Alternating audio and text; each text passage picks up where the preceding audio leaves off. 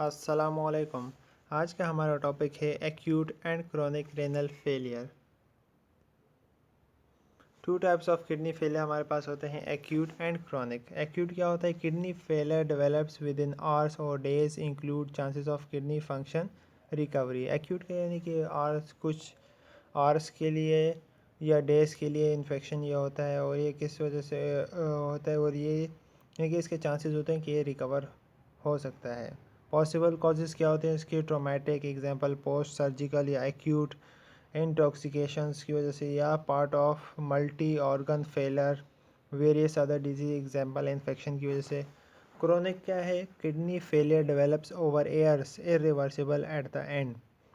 Same है कि यानी कि उसको क्रोनिक पे यानी कि बहुत लंबा है, साल लग जाता है उसको, और ये इरिवर्सिबल होता है यानी कि ये अपनी वापस यानी कि सही हालत में नहीं जा सकता। पॉसिबल कॉजेज़ की क्या हो सकती हैं? Secondary to high blood pressure और diabetes, chronic bacterial inflammation of the kidney अगर हुई हो, cystic kidneys, various auto immune disease. Acute renal failure पहले हम लोग पढ़ते हैं स्पेसिफिक। किडनी में हमारे पास क्या होता है? Nephron, renal cortex, renal medulla, renal capsule and ureter. Definition: acute renal failure (ARP) refers to the abrupt loss of kidney function. It is frequently associated with an increase in burn and creatinine. से ये burn और creatinine जब बढ़ेंगी तो ये acute kidney failure होता है। कहाँ पर होता है? ग्लोमेरुलस में। Types of acute renal failure हमारे पास कितनी टाइप्स हैं? 3 हैं, prerenal, postrenal and intrinsic. Prerenal में क्या होता है कि cause by transient renal hypoperfusion due to hypotension, decrease cardiac output, decrease effective arterial blood volume. सही है, इसकी वजह से कि किसी हाइपोटेंशन की वजह से ये कार्डियक आउटपुट जो होता है वो डिक्रीज हो जाता है, या आर्टेरियल ब्लड वॉल्यूम डिक्रीज हो जाता है, तो उसकी वजह से पेरेनल होता है। पोस्ट रेनल क्या होता है? Due to obstruction of the urinary tract. अगर यूरिनरी ट्रैक में कोई ऑब्स्ट्रक्शन आ रही है, कोई रुकावट आ रही है, तो उसकी वजह से पोस्ट रेनल होता है। इंट्रिंसिक के भी मेरे मज़ीद 3 टाइप्स आ जाती हैं, acute glomerulonephritis, acute intestinal nephritis and acute tubular necrosis. Acute glomerulonephritis में क्या होता है? Involve inflammation and damage to the glomerular membrane, कि जिसमें इन्फ्लेमेशन होती है और जो ग्लोमेरुलर मेम्ब्रेन होती है ग्लोमेरुलस की, वो क्या हो जाती है? इन्फ्लेमेशन हो जाती है कि डैमेज हो जाती है वहाँ पे। एक्यूट इंटरस्टिशियल नेफ्राइटिस में क्या होता है? एन एलर्जिक रिएक्शन ये होता है, may be caused by variety of drugs, जो कि मुख्तलिफ मेडिसिन खाने की वजह से होता है। एक्यूट ट्यूबुलर नेक्रोसिस में हम लोग देखते हैं accounts for more than 50% of cases of acute renal failure.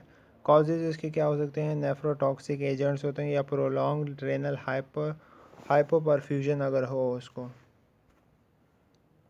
Perennial के कॉजेज़ क्या होते हैं? Sudden and severe drop in blood pressure, से ब्लड प्रेशर कम हो जाए, शॉक और interruption of blood flow to the kidney from severe injury और इलनेस, डिहाइड्रेशन होती है, शॉक लगता है पेशेंट को, हार्ट फेलियर होने के चाहे, और बर्न्स एंड सेप्सिस।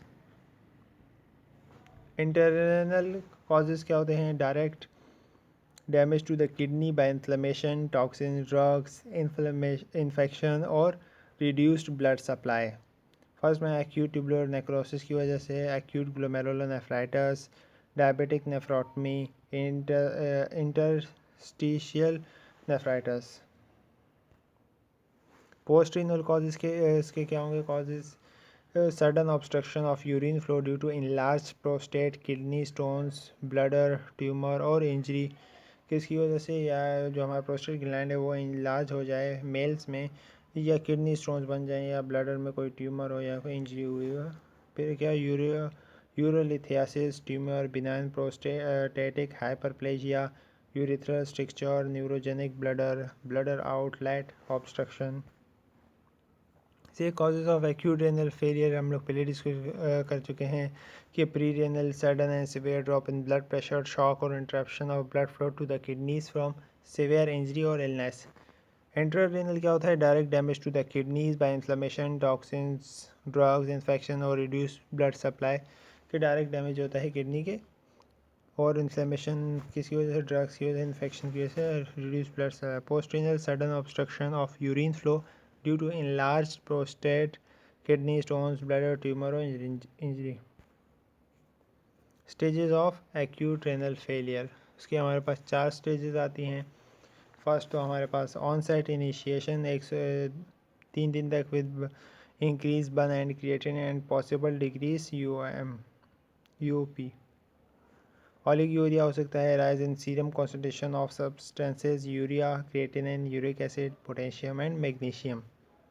डायूरेटिक्स की वजह से यूओपी और normal laboratory values stop rising and eventually decreased, but no waste product at end may begin to see improvement. Recovery के हो सकते हैं, signal the improvement of renal function and may take 3 to 12 months लग सकते हैं recovery होने में. Things go back to normal or may remain insufficient and become chronic. Sign and symptoms क्या होंगे प्री रेनल के? डिक्रीज टिश्यू टर्गर होगा, dryness of mucus membrane होगा, वेट लॉस, हाइपोटेंशन होगी, ओलिगोयूरिया एंड एनूरिया होगा, tachycardia. Post renal के क्या sign symptom होंगे? ऑब्स्ट्रक्शन टू यूरिन फ्लो और रुकावट आएगी यूरिन करते वक्त, obstructive symptom of BPH benign prostate hyperplasia या इंटररेनल में ओडिमा। असेसमेंट में हम लोग क्या करेंगे? कलर देखेंगे, क्लैरिटी देखेंगे, अमाउंट ऑफ यूरिन कितना है, डिफ़िकल्टी इनिशिएटिंग यूरिनेशन और changes in stream, changes in urinary pattern, dysuria, nocturia, haematuria, pyuria, सब चेक करेंगे।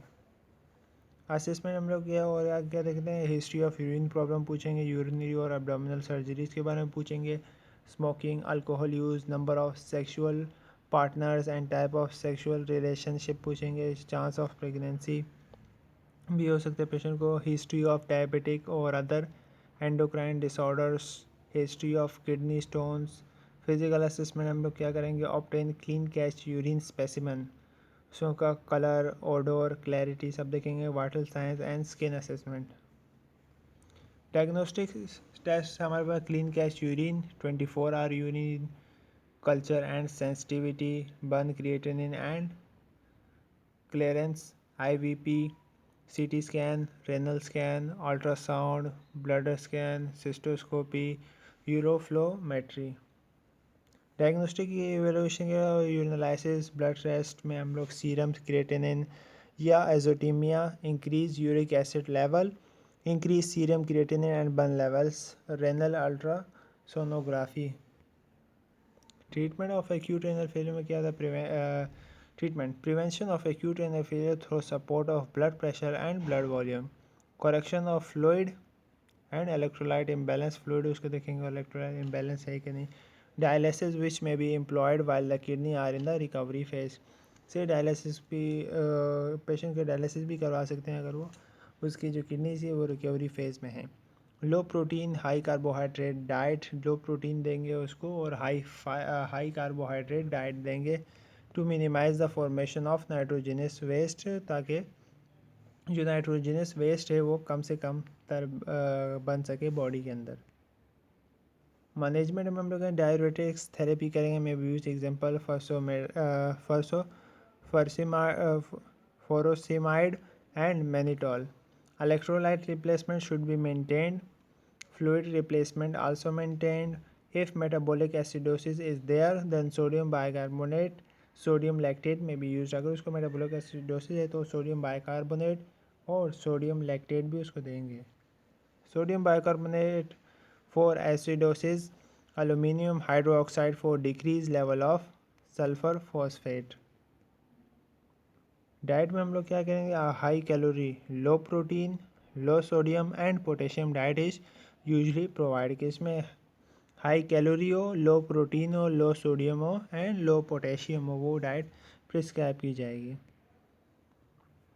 नर्सिंग इंटरवेंशन हमारे पास क्या है? Monitor I O chart including all body fluids, monitor lab results, watch hyperkalaemia symptoms, malaise, anorexia, paraesthesia और muscle weakness, ECG changes, watch for hyperglycemia or hypoglycemia if receiving TPN or insulin infusions, maintain nutrition, safety measures, mouth care, daily weights, assess for sign of heart failure, skin integrity problems. Nursing diagnosis क्या बनेगी? First क्या होगी? Excess fluid volume related to decrease GFR and sodium retention. Imbalanced nutrition less than body requirements related to catabolic state, anorexia, malnutrition associated with acute renal failure, anxiety related to no unknown outcome of disease processes, risk for injury related to lower resistance.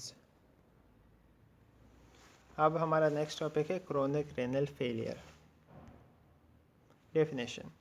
Chronic renal failure or irreversible failure is a progressive reduction of renal functions that leads to uremia, increases urea and nitrogen waste in the blood. से ये हमें किसकी तरफ लेके जाता है? Uraemia की तरफ, जहाँ पर हमारे इंक्रीज यूरिया हो जाता है और नाइट्रोजन वेस्ट भी ज़्यादा हो जाते हैं ब्लड के अंदर. सही है. और ये क्रोनिक रेनल फेलियर मतलब ये इर्रिवर्सिबल फेलियर ऑफ किडनी हो जाते हैं. कॉजेज़ क्यों? ग्लोमेरुलर डिसफंक्शन, जो हमारा ग्लोमेरुलस है वो यानी कि डिसफंक्शन हो जाए, या hypertension, prolonged and severe diabetes mellitus हो जाए, obstruction, uropathy, acute renal failure, hereditary renal disease, polycystic kidney disease, ये pyelonephritis. Stages of renal chronic renal failure. हमारा नॉर्मल किडनी पहले होती है, फिर रेनल डिजीज़ उसको होता है, फिर रिड्यूस्ड रेनल फंक्शन होता है कि जो उसका फंक्शन है वो रिड्यूस है, फिर रेनल इनसफिशेंसी होती है, फिर रेनल फेलियर होता है और लास्ट में यूरेमिया हो जाता है. सही है. इस तरह की ये स्टेजेस हमारे 5 स्टेजेस हमारे. Stage 1, stage 2, stage 3, stage 4, stage 5. से इनमें देखो कि नॉर्मल और high function, mildly decrease function, mild to moderate decrease function, severely decrease function और किडनी फेलियर. से इसकी आपको परसेंटेजेस और डिस्क्रिप्शन इसकी और स्टेजेस आपको याद होनी चाहिए. से ये एक और चार्ट दिया गया है ताकि आप लोग उसको अच्छी तरह याद कर सकें. Clinical manifestation, sign and symptom क्या होंगे? कार्डियोवैस्कुलर सिस्टम में क्या आएंगे sign and symptoms? Arrhythmia, arrhythmia due to hyperkalemia,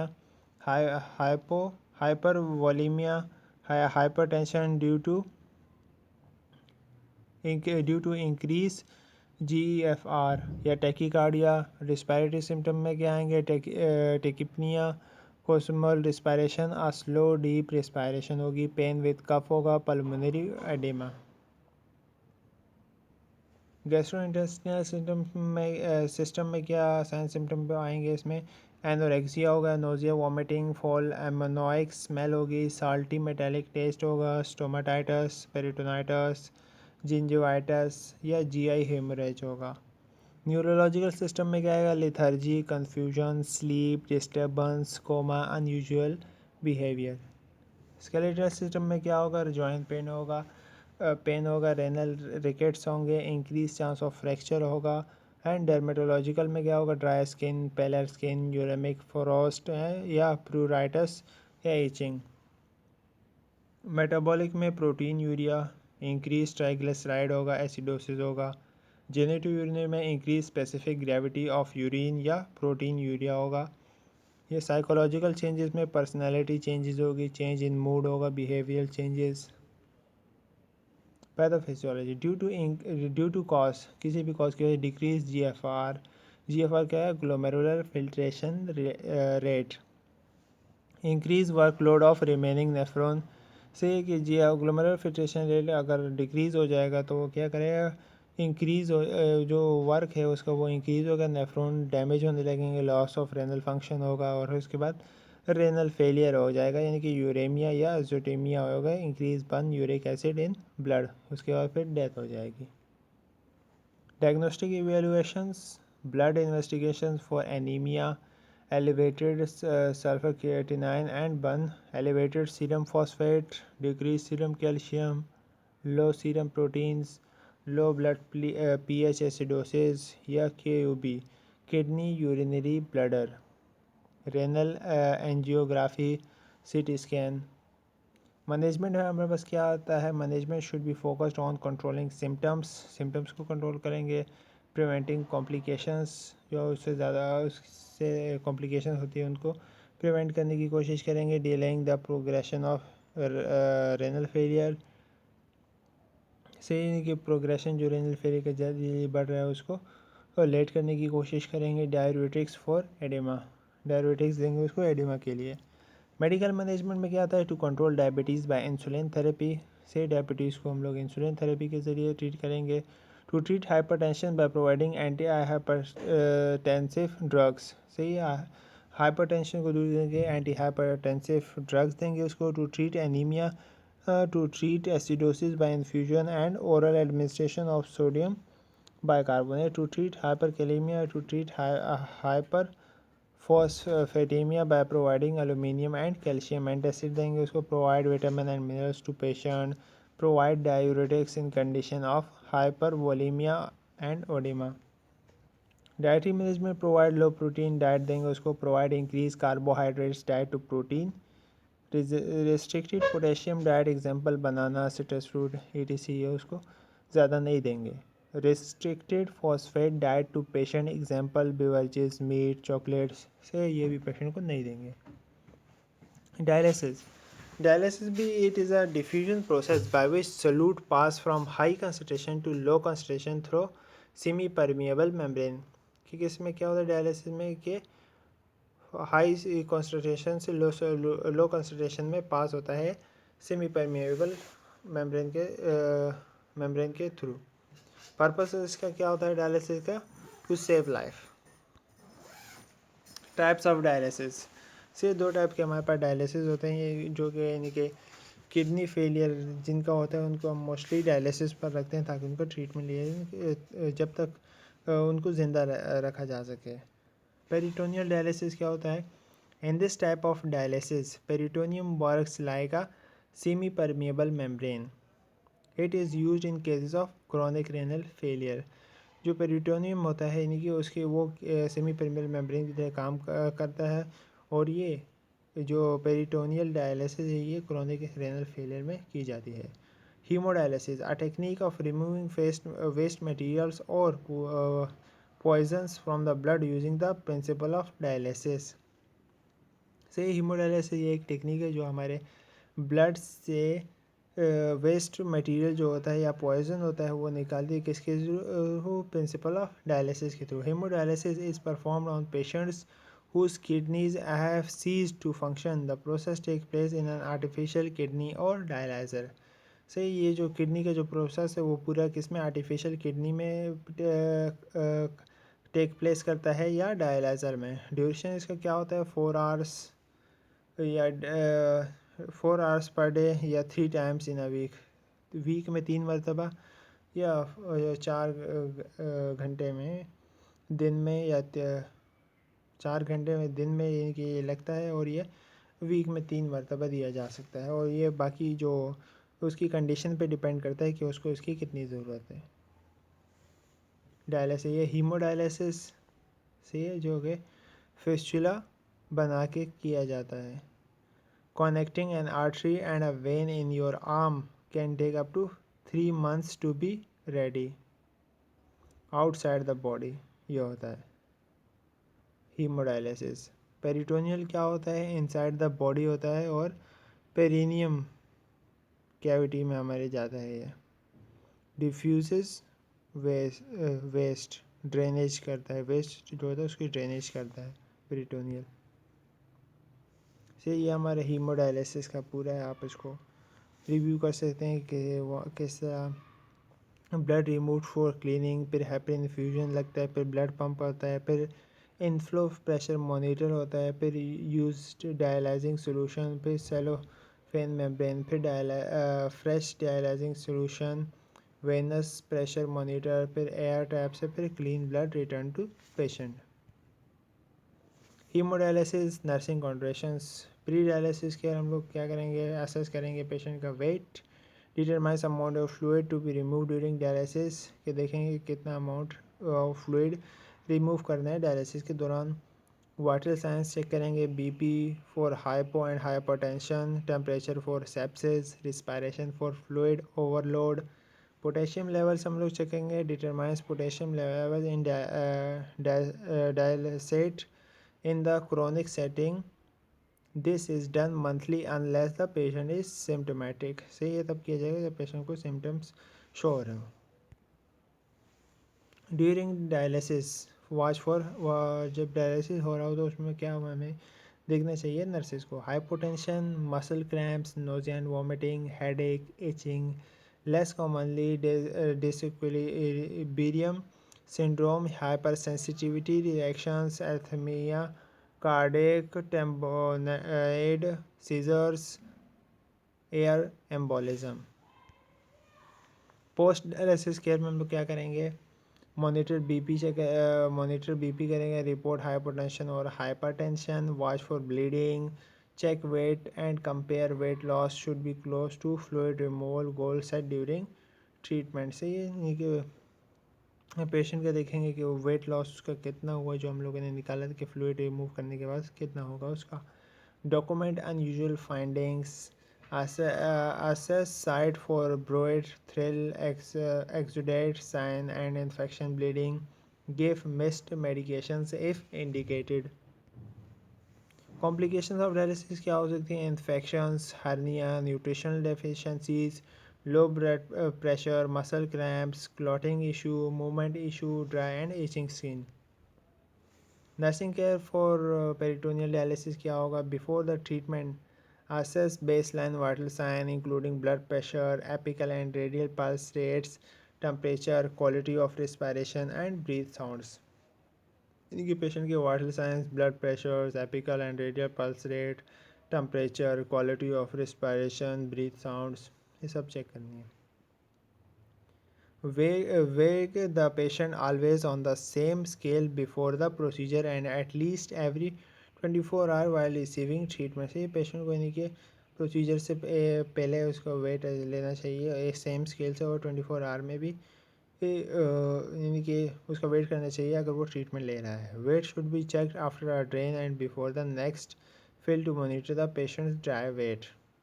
Baseline laboratory tests such as electrolyte and glucose levels are obtained before starting PD and are repeated at least daily during the patient treatment।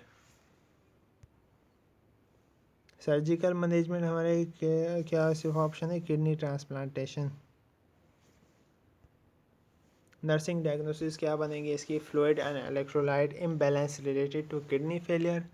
Second, altered nutrition related to anorexia malnutrition। 3, risk for infection related to prolonged on immunosuppressive therapy। 4, altered skin integrity related to dermatologic changes। 5, altered thoughts process related to progressive uremia। 6, altered rest related to disease condition। Thank you, hope you like it।